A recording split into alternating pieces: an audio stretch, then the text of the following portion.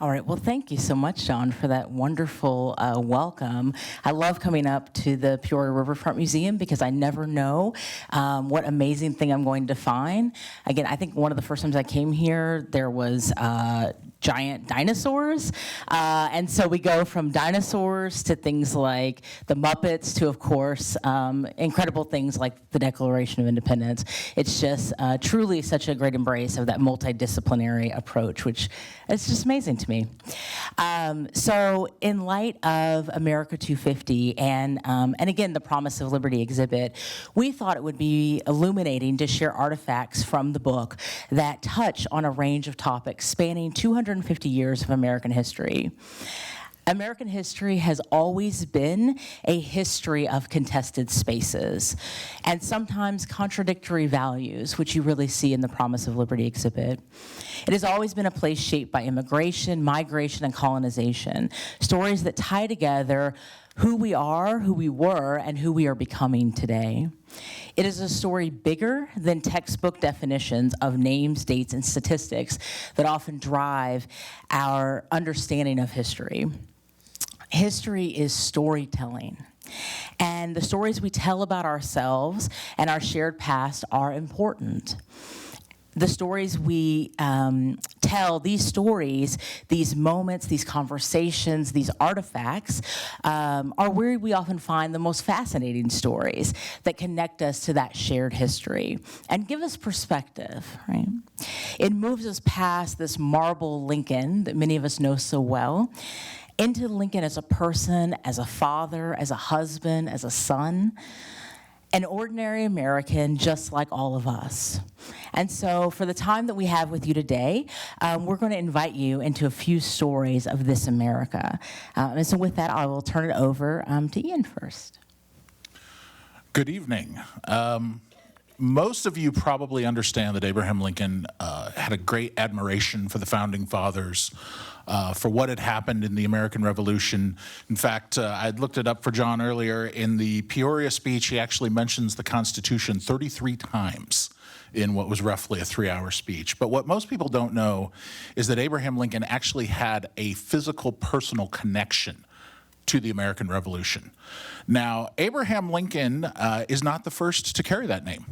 Actually, Abraham Lincoln is named for his paternal grandfather, who was also named Captain Abraham Lincoln. He would have been born in 1744 in Berks County, Pennsylvania, in this very house that still stands today. He was the eldest of 9 children of John and Rebecca Lincoln. Now, during the Revolution, Captain Lincoln would serve in both the Augusta County and Rockingham County militias. He would serve under General Lachlan McIntosh and would be involved in the construction of Fort McIntosh.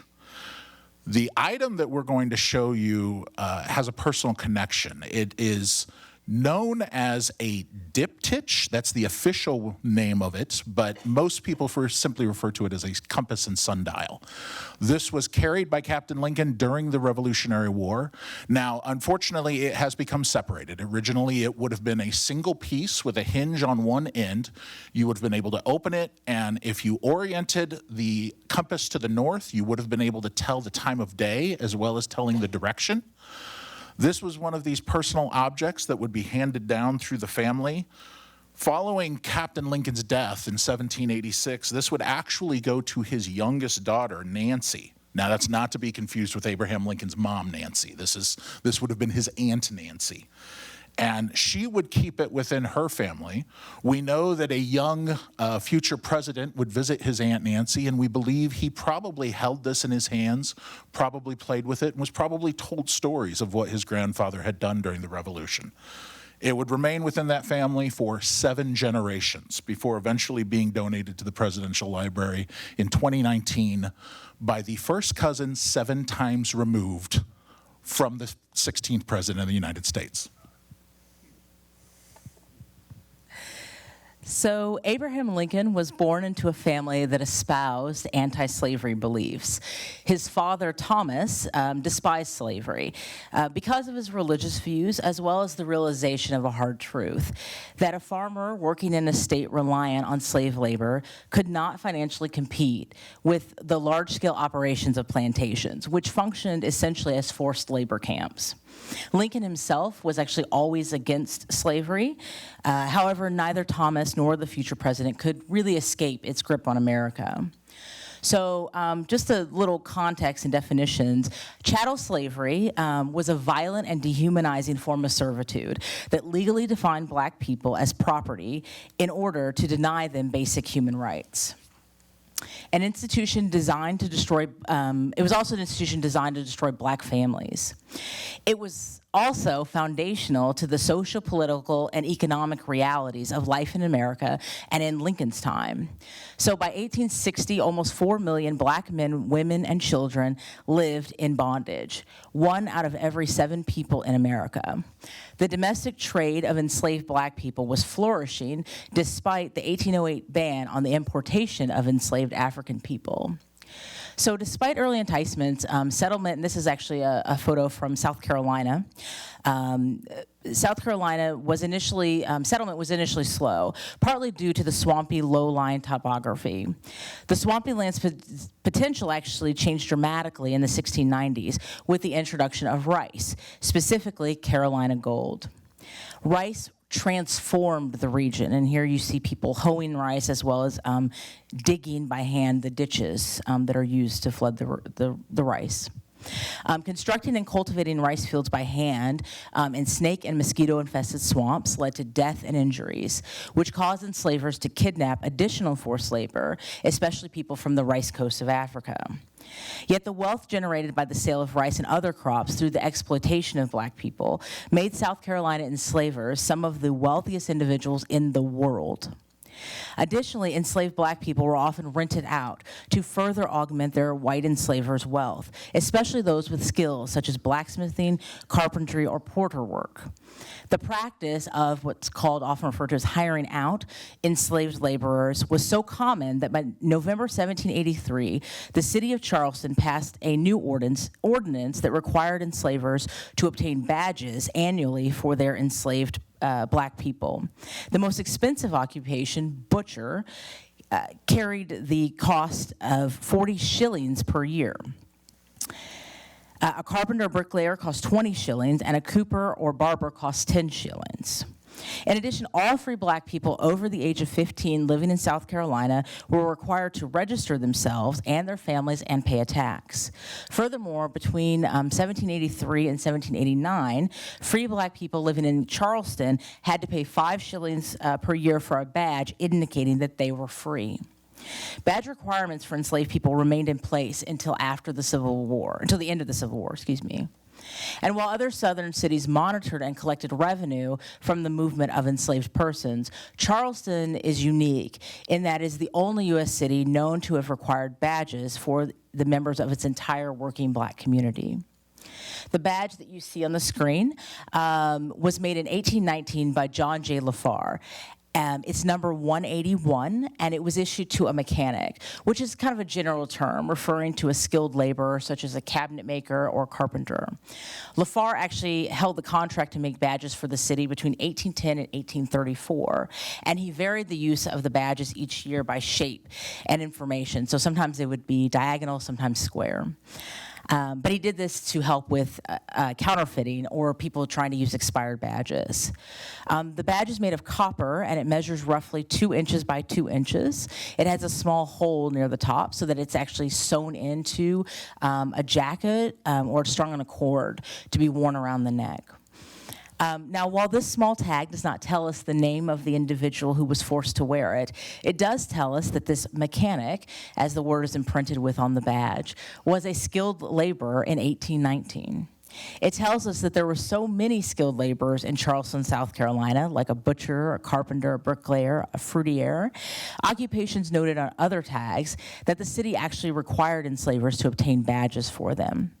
It tells us that the city of Charleston not only sought to police black bodies through the sale of these badges, but that the city generated significant revenue, the equivalent of about over $91,000 today, from the sale of these badges. This badge bears witness not only to the oppression of a black man in Charleston in 1819, but it also reminds us that this man was skilled.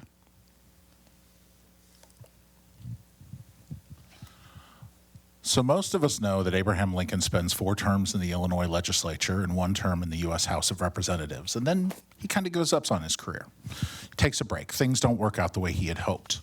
But the passage of the Kansas and Nebraska Act by our little short, fat friend, Stephen A. Douglas, infuriates Lincoln and gets him to re-enter the political fray.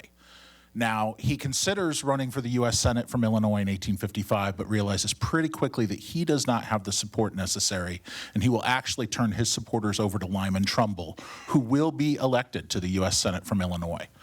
But 3 years later, he will have a shot again. This time, though, he's got a much tougher hill to climb. This time, he will be facing Stephen A. Douglas, who is not only the incumbent senator from Illinois, but he is the chairman of the Territory and Ways Committee, meaning he is one of the most powerful men in Washington, D.C.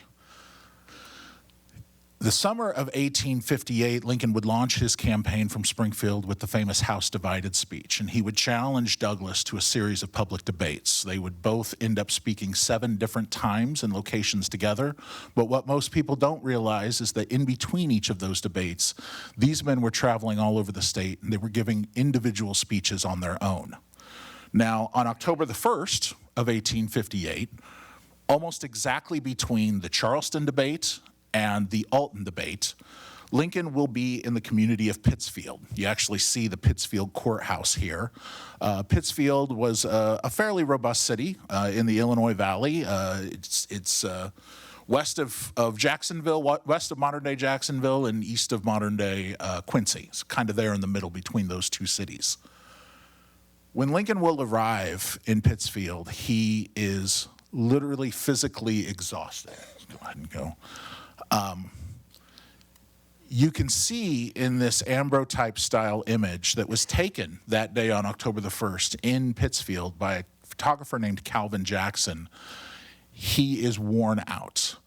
Lincoln, we have calculated that in the roughly 30 days spanning Charleston to Alton, had spent less than 48 hours at his home in Springfield.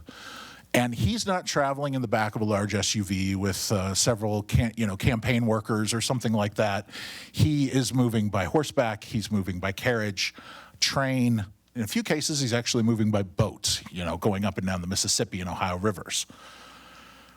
Lincoln will have 2 copies of this photograph made that day. He wants to present them to 2 very different people. The first was a gentleman by the name of Daniel Gilbert, my apologies, who had helped to organize the rally there in Pittsfield. Lincoln really wanted to thank him for all of his support and making sure that he had gotten that opportunity to speak to the people of Pittsfield. But the second image, the one you actually see before you, Lincoln wanted to give to a gentleman named Charles Lame, who unfortunately had been injured in preparing for Lincoln's rally. Now, it was very common at that time for them to shoot off cannons to announce the arrival of candidates. And in the case of Mr. Lame, as they were test firing the cannon, it malfunctioned. It misfired on him, took his arm essentially off, and the doctors thought that he would perish from that accident. So Lincoln asked the photographer to make this second copy of this image so that he could take it to Gilmer and present it to him, or take it to Lame and present it to him personally to thank him for everything he had done. Ironically, Mrs. Lame would not let Mr. Lincoln into the house. The doctors had warned that Mr. Lame should be left alone, he should be allowed to rest, he should not be disturbed under any circumstances. So Lincoln informed her that a picture would be developed and dropped off the next day for her husband. Now, the other image, the Gilmer image, will stay within the Gilmer family for a few years, but after Mr. Gilmer's death in 1863, it would be sold by the family. It would eventually pass through a number of different private collectors, and in the 1950s, it would end up being donated to the Library of Congress. But the Lame family, they held on to theirs. They held on to theirs for 5 generations. Unfortunately, the matriarch of the family would pass away from cancer about 2 years ago. And her 4 children, realizing that they could not give it to one of the 4, it wouldn't be fair. They certainly couldn't separate it into 4 different pieces, and finally they did not feel it was appropriate to sell it. They decided that they would bring it to the Presidential Library and donate it. A funny aside, when 2 of the 4 siblings arrived to drop it off, I got called down to the parking lot. They opened the rear of their SUV and they said, "It's in the box there, would you please pick it up?" And I kind of looked at them a second and I said, "Why don't you guys grab it?" Mom never let us touch it. She was afraid we were going to break it, and so we don't feel it's right now to go against Mom's wishes. So when they had retrieved it from the bank safety deposit box, they had forced the banker to carry it to their SUV, and then I carried it from their vehicle into the Presidential Library, where it is truly one of the great treasures that we have. And it's only been there for 2 years. Beautiful image. Now, unless you think that women were somehow sidelines to American history, I know it's taken us like 3 slides to get to them, right? Let me be clear that women have always been essential to American history.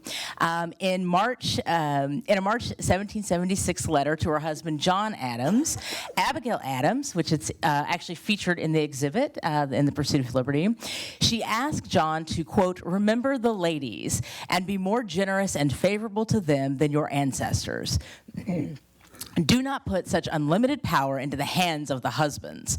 Remember, all men would be tyrants if they could.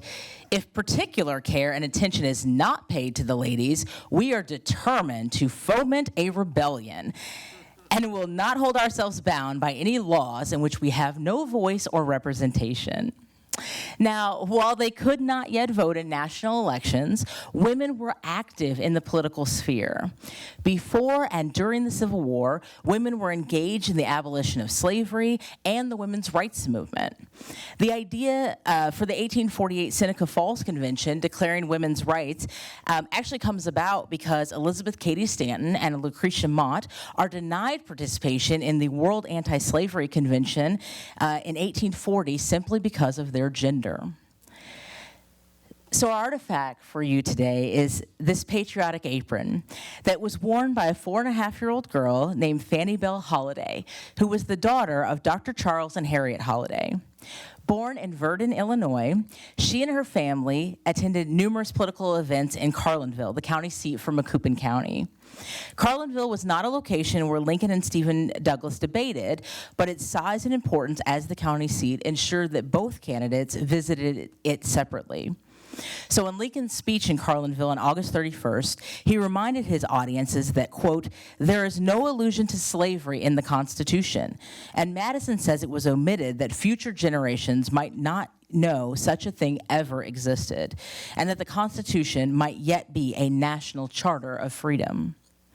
So when the ALPLM received the donation of Fanny Bell Holliday's apron in 1967, it came with a note stating that it was worn at all of the demonstrations that summer.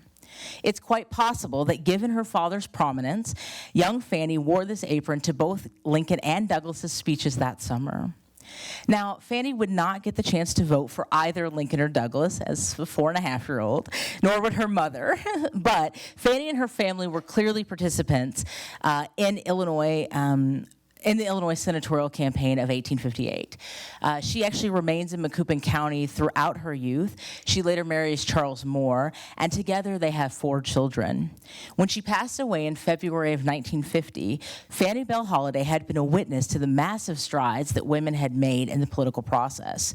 As a child, she was simply a spectator of the decisions that would shape the nation. But over the course of her life, she would see women get the right to vote and become active participants, thanks to the ratification of the 19th Amendment in August of 1920. She would also live to see the first woman elected to Congress and see the first woman to serve as a governor.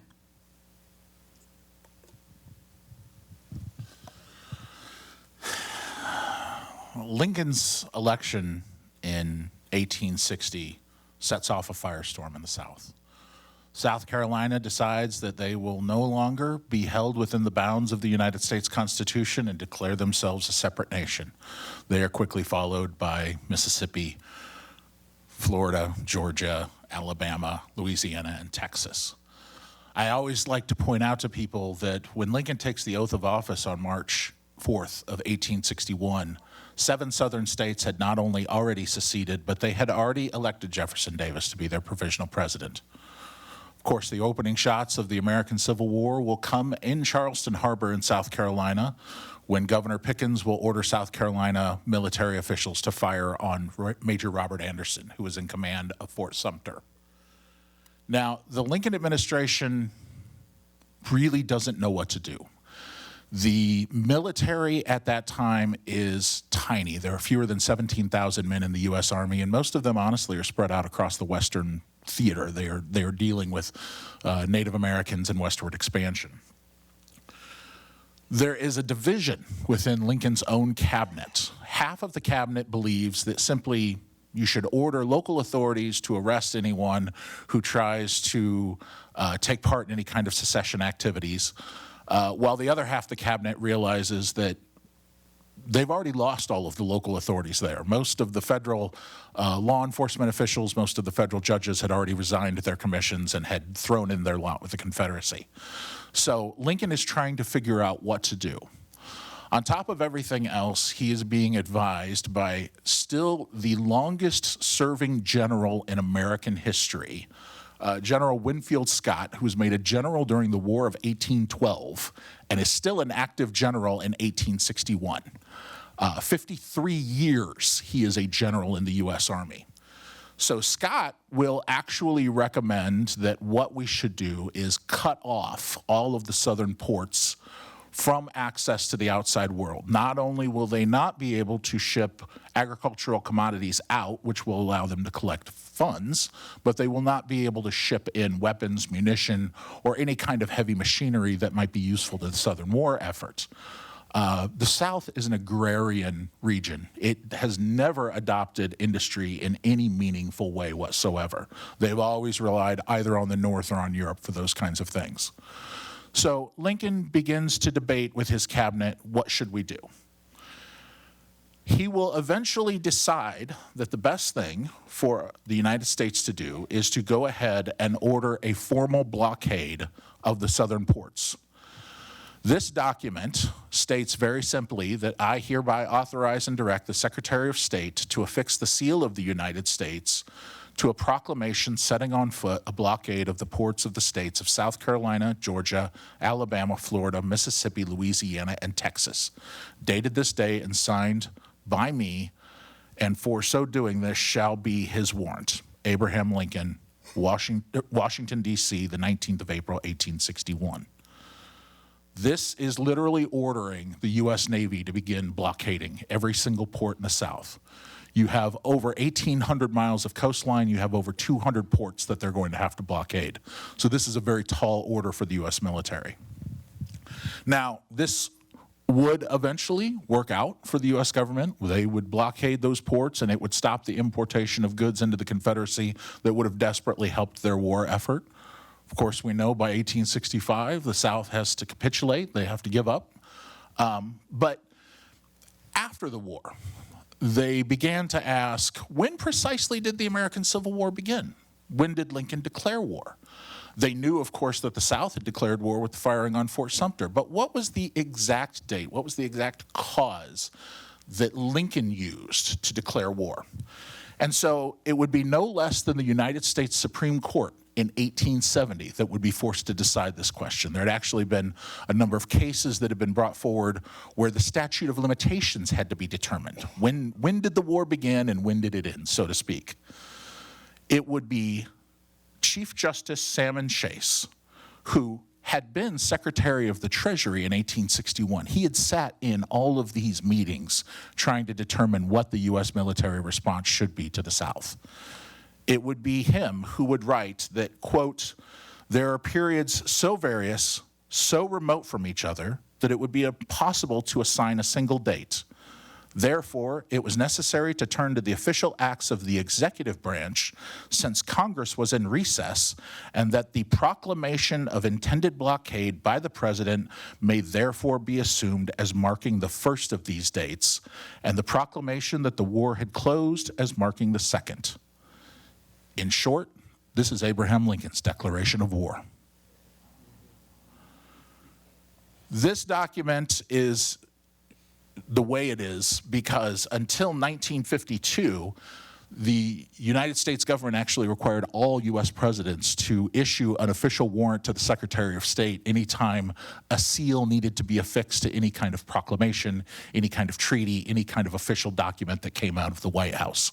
So this is a layover from that original intention by the government. So this is the original order to affix the seal to make Lincoln's proclamation official.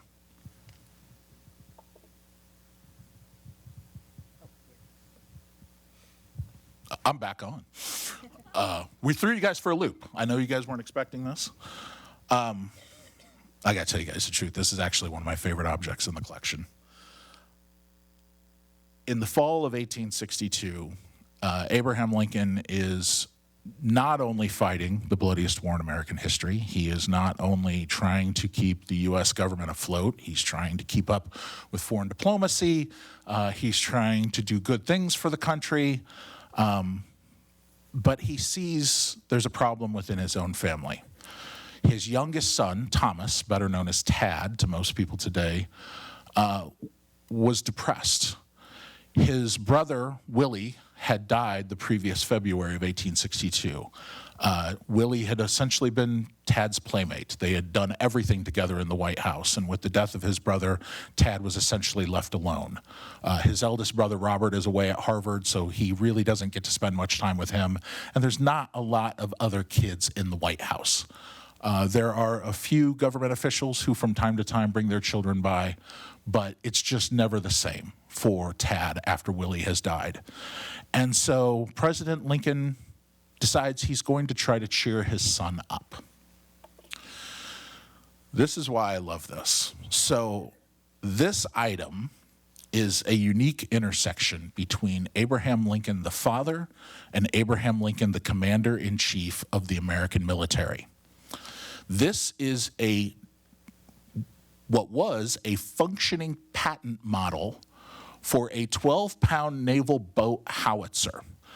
Now, Mr. Lincoln writes a short note to Captain John A. Dahlgren, who is the commander of the Washington Navy Yard in 1862, and he tells Captain Dahlgren that you may let Tad have a small gun that he cannot hurt himself with. Captain Dahlgren is an inventor. He has actually patented a number of artillery pieces that will be used by the U.S. military in various capacities.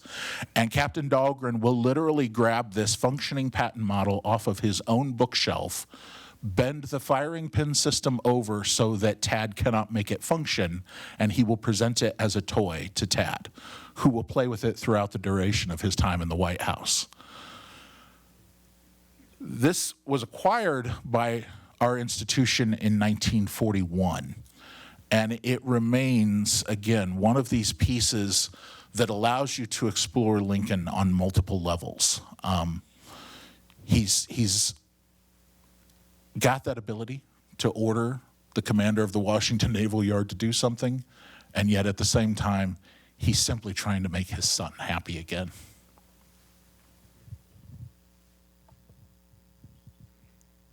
So we couldn't come all the way here and not talk about probably one of the most famous things in our collection, or I should say one of the most famous things that Lincoln's known for. The Battle of Gettysburg in July 1863 marked more than just the largest battle ever fought on North American soil. It really represented a fundamental transformation in the United States. Over 3 brutal days, brutal days, modern weapons collided with outdated military tactics, leaving the small Pennsylvania town overwhelmed with dead and dying soldiers. Though its casualty numbers would be dwarfed by the European battlefields of the coming world wars, Gettysburg's impact on American history has proved far greater than its statistics.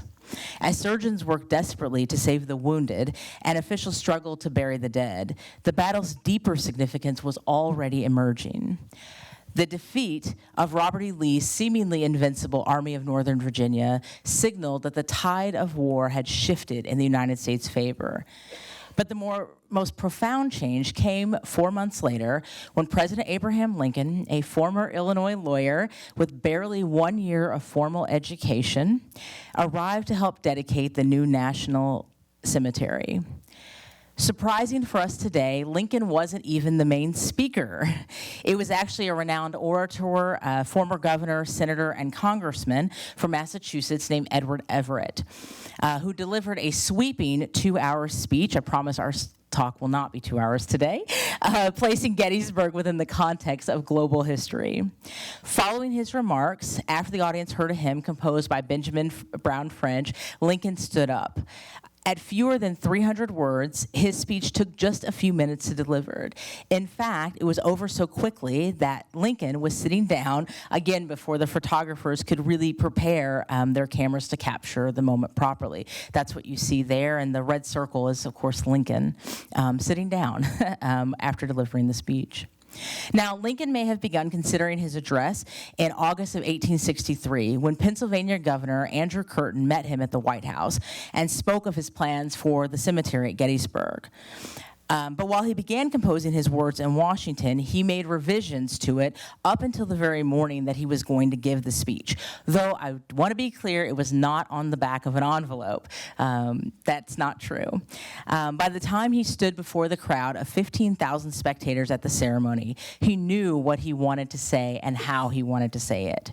The speech that became known as the Gettysburg Address transformed the conflict from a struggle merely to preserve the United States into a mission to realize the promise of human equality proclaimed in the Declaration of Independence.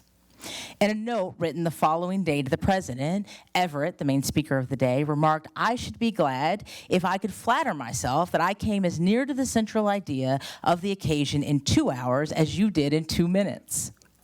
Writing to the president in January 1864, Everett told Lincoln that he had promised to present the manuscript of his 2-hour speech to New York Governor Hamilton Fish to be sold to raise funds for soldiers at the New York Sanitary Fair.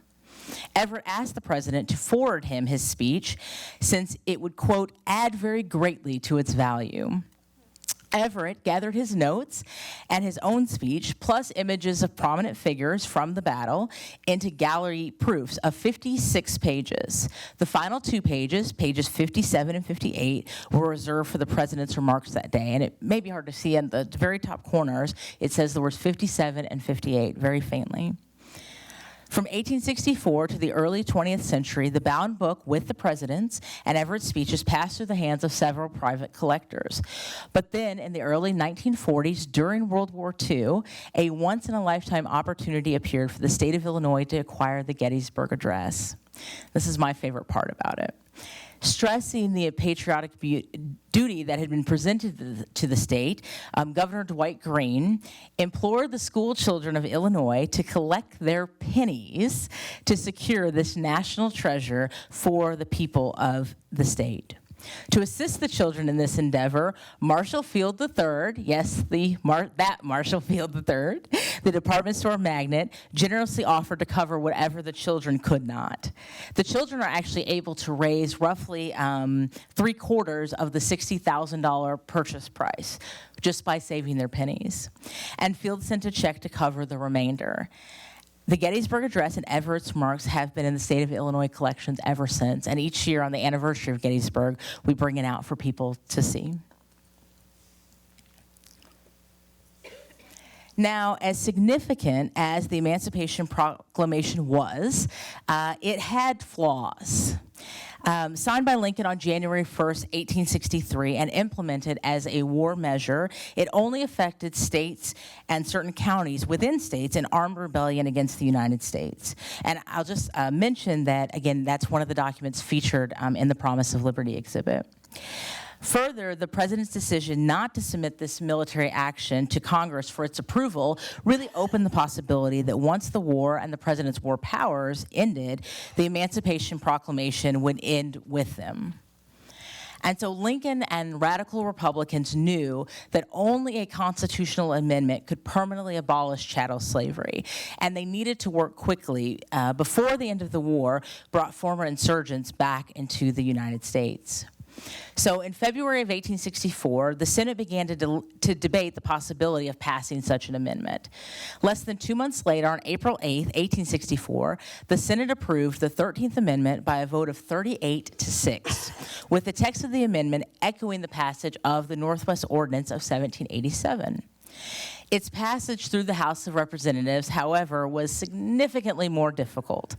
Debates raged in the House along party lines, with some representatives insisting that the amendment would lead to a mixing of races, and others arguing that it was a stepping stone to universal suffrage.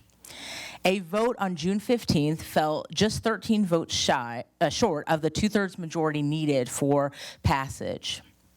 Now, following re-election in 1864, the president used his State of the Union address on December 6 to urge the House to reconsider, quote, the measure at the present session.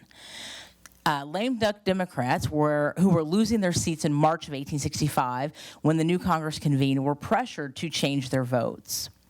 Lincoln himself may have made an emotional appeal to several Democrats, stating that the amendment would dramatically shorten the war. So by mid-January 1865, Speaker of the House Schuyler Colfax noted that Republicans were only a handful of votes short of passage.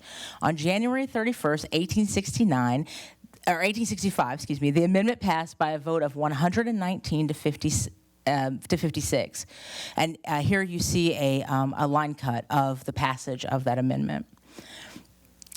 Speaker of the House Schuyler Colfax, Pennsylvania Congressman Thaddeus Stevens later commented, quote, that the greatest measure of the 19th century was passed by corruption, aided and abetted by the purest man in America. Now, although Lincoln's knowledge of these methods, of course, has never been corroborated, the following day, February 1st, Lincoln signed the 13th Amendment, the most significant 32 words written in American history. Several commemorative copies were produced, with congressional supporters seeking to attach their signatures. Some of the most sought-after versions, those with a range of signatures from officials, senators, and representatives, became known as congressional copies.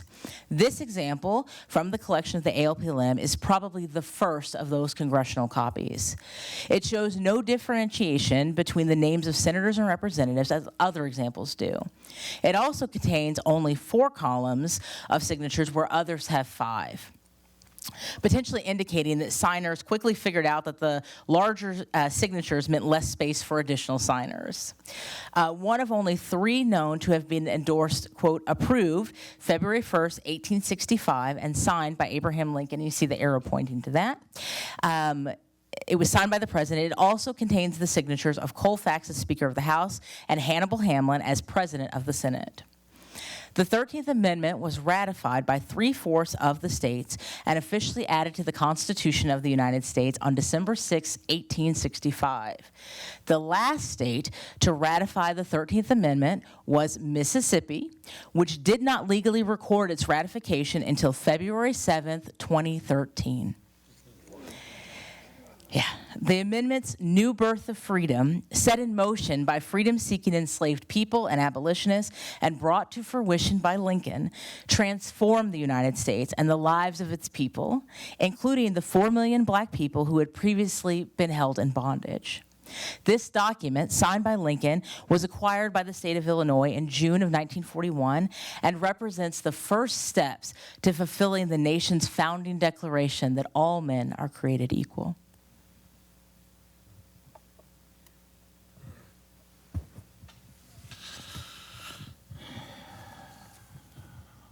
On April the 15th, 1865, at 7:22 a.m. in the morning, President Abraham Lincoln was declared officially dead. The people at the Peterson House mourned the loss of their friend, their leader, their mentor, but one of the individuals at that home, at that location, I guess I should say, felt this deeper than everyone else, and that would have been Robert Lincoln, the president's eldest son. Robert had actually been at the White House that evening. He had been playing cards with the president's secretaries while his father was at Ford's Theater, and he would be notified, he thought somewhere close to midnight, that something had happened to his dad, and he would immediately head out from the White House and head straight to the Peterson house. Robert had to set his own personal feelings aside. His mother was inconsolable. She was not going to be able to deal with this situation. And his youngest son, or his youngest brother, Tad, certainly was not in any position, either age-wise or emotionally, to be able to handle this. And so Robert immediately has to take charge and kind of become the man within his family. So what you have here is an image both of Robert from that period, but you also have an image of Judge David Davis. Now, the reason he will become important in this story is that he is a longtime friend of President Lincoln. In fact, it's believed that probably as early as 1837, these two men will meet while both working in the field of law. Davis will become a friend and mentor to the future president. He will even become a campaign manager, so to speak. To reward Davis for all of his many years of support and counsel, Lincoln will, in 1862, actually appoint Judge Davis to the United States Supreme Court as an associate justice. So this telegram on Executive Mansion stationery is handwritten by Robert Lincoln. And it says, to Honorable David Davis, Associate Justice, Supreme Court, Bloomington, Illinois, please come at once to Washington and take charge of my father's affairs.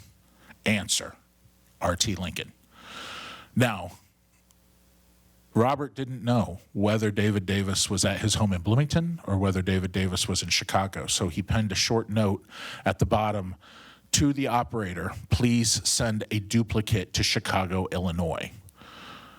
Now, it turns out that Davis is actually in Chicago when he will receive this telegram, and Davis will immediately head east for the White House. Lincoln will die without any kind of will. It was determined, mostly by Judge Davis, that Lincoln's estate was worth somewhere in the neighborhood of about $100,000 in 1865, or roughly the equivalent of about $4 million today. Not an Elon Musk size amount of money, but still nothing to cough at. Davis will make sure that this money will be distributed to the widow, Mary Lincoln, and to his sons, Robert and Tad, who will both survive the president. And he will do all of this while refusing to ever be reimbursed for any of his expenses. He will not take a single penny when looking over the estate of Abraham Lincoln. The thing that makes Judge Davis even more special is that he realizes that Robert is going to need a mentor just like his father had. And so Judge Davis will help Robert with his law career. He will continue to mentor him all the way up until Judge Davis's passing in 1886. And Robert and Judge Davis developed such a close relationship that when the judge passed, Robert would actually travel from his home to Bloomington, Illinois, and he would serve as a pallbearer for Judge Davis's funeral. So David Davis had a remarkable impact on two Lincolns and their law careers. So just a few final thoughts as we wrap our formal remarks today. As you can imagine, choosing just 100 objects from American history collection, which numbers well over 13 million unique objects, was really, really difficult. It might have actually even been harder for us to choose just the few that we shared with you here today.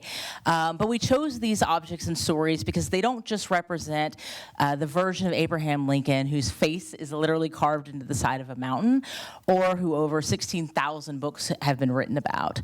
They represent Lincoln among the ordinary stories of everyday Americans who work to make the United States a more perfect union. Our history is full of people who committed violence and oppressed others, but it is also full of people who made the right decision at the right time. People who were led by their integrity and a sense of justice for all people. Lincoln's journeys from small beginnings to extraordinary leadership was marked by personal loss, unwavering principles, and a determination to fulfill America's promise of human equality. Much more than a monument or an icon, Lincoln led a life meant to uphold the ideals of honesty, liberty, and democracy, all while leading a struggling nation still trying to define itself. In truth, as we think about Lincoln's enduring legacy and really the reason that his story still resonates with us today, I think it might be best summed up in Lincoln's own words, in which he says, "I shall, when the time comes, try to do right in view of all the lights then before me." Thank you very much for having us again here today, and I think we have time for a few questions.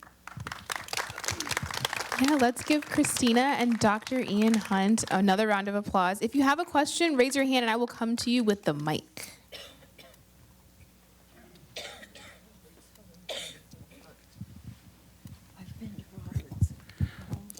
Thank you for coming up here and talking to us about this.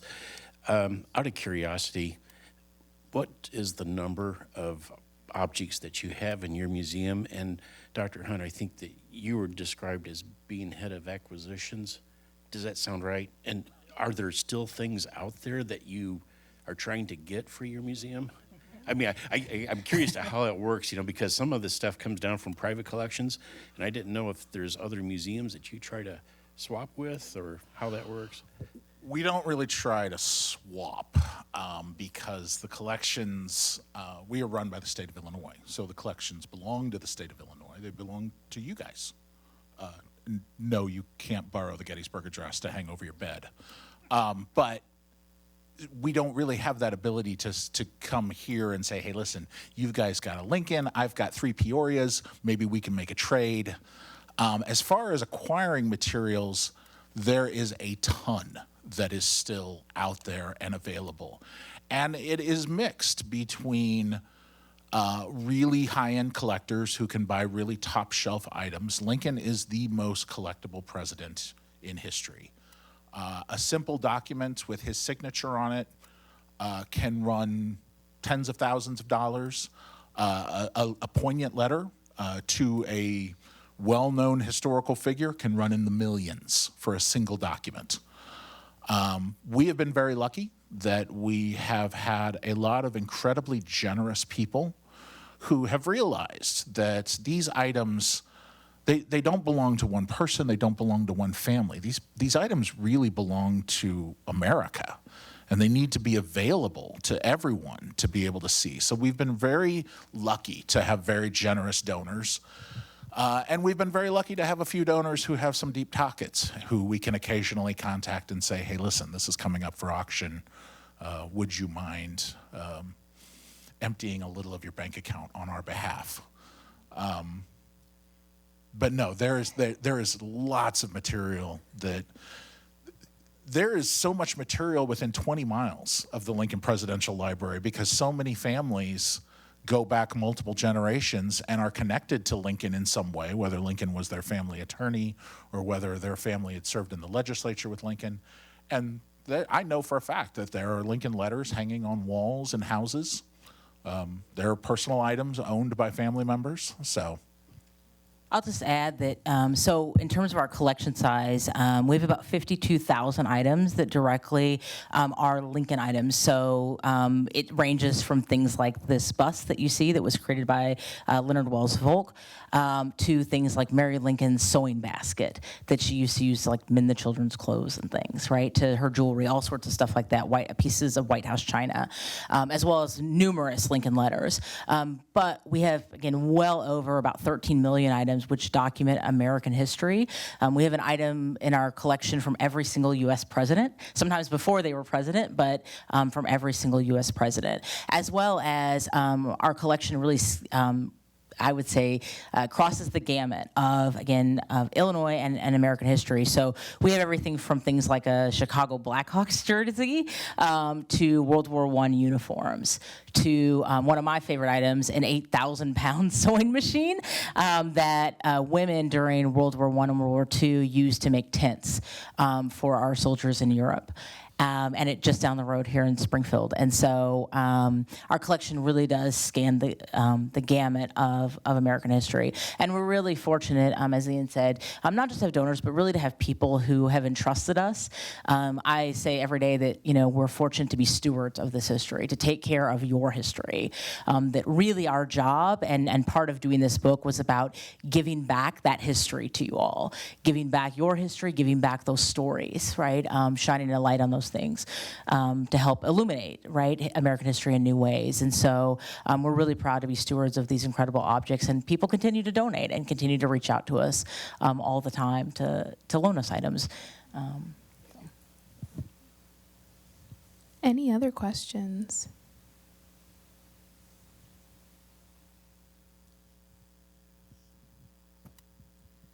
I portray Harriet Beecher Stowe. Do you have any Harriet Beecher Stowe items? Go ahead. Believe we have several letters written by Stowe. We have original first editions of some of her works. I don't think we have any three-dimensionals. We have kind of disproved a story involving Harriet and President Lincoln. She once claimed that Lincoln meets her at the White House and says, "So you're the little lady who started this great big war?" It's not true, is it?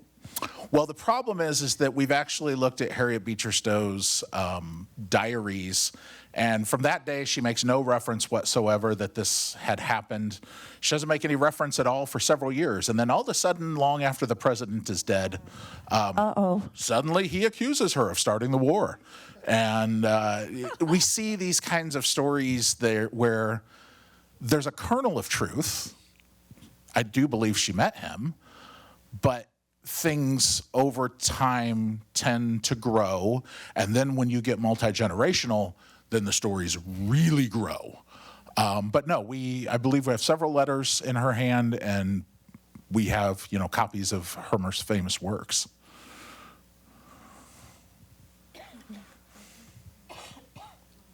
I'm going up and around to meet you.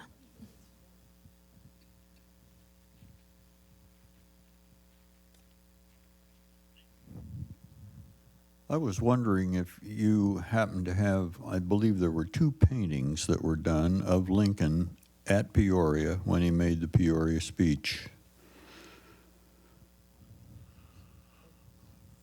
You're talking about paintings that were actually done while he was speaking?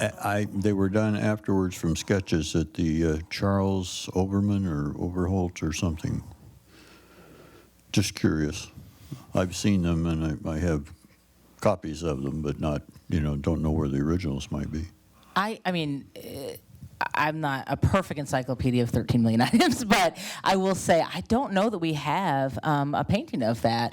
We have some paintings. The cover of the book actually is a painting that was done by George Story of Lincoln, and a number of paintings, even modern paintings that have been done of Lincoln. My favorite are the penny paintings. I'll just say as an aside, there are so many penny paintings of actual paintings of Lincoln, but I don't know that we have one of a Peoria. It doesn't strike me. I will tell you that we have a hand-painted cameo of the photograph that was taken of Lincoln here in Peoria. But as far as a painting of him delivering, I have to imagine John would have arm wrestled me for that if we had one. But now I'm going to go back and I'm going to check our records, because God knows we would have a painting of him giving a speech and not realize it's the Peoria speech.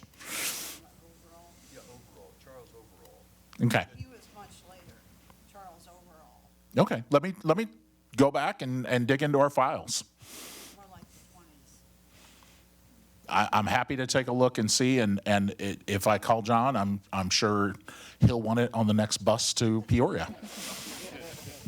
Well, and I'll just say, I mean, one of the things that was really fun about the book, we didn't really talk very much tonight about the process of writing the book, but I will say one of the things that was really cool for us is that we found out things about our own collection that we just didn't know. We found things in the collection that maybe we didn't realize that we had, or that we didn't realize the significance of it. One of the things, for example, we mentioned the Emancipation Proclamation, which of course we feature in the book, but we also have essentially what we call the Lincoln Family Bible. And what Lincoln goes to the Philadelphia Sanitary Fair to deliver 42 live signed copies of the Emancipation Proclamation. One of them is featured on display in the exhibit here. And in return, the ladies of Philadelphia gift him, as people gift leaders all the time, they gift him a family Bible, which of course Lincoln receives into the collection. And we didn't make that connection until we were researching the book to realize that there were these things that in many ways it's like we think about these artifacts as standalone, but realizing that they have these really interesting and unique connections to one another, which was, I will say, one of the fun things about writing the book, or even some of the people in the book where we maybe knew them at the point at which they gave the artifact, like Fannie Bell Holiday, but when we started looking back at her life, we realized all these other things that she was a part of and that she had all these connections to. And so I think that's one of the cool things about doing this work is that we often, we'll be out and someone will say, do you have a painting? Do you have this? And we get a chance to go back and find more information about our own collection. We'll have you be the last question right here. My question is how the Abraham Lincoln home and all the artifacts in the home, is that separate from the museum itself? Or if something happened to the home, would the museum eventually get some of those artifacts, or? Yeah, so the home is completely separate. For Robert, actually sells the home to the state of Illinois initially for $1 on the condition that it remain open to the public. Eventually, over time, it becomes part of the National Park Service, and it's still managed by the National Park Service today.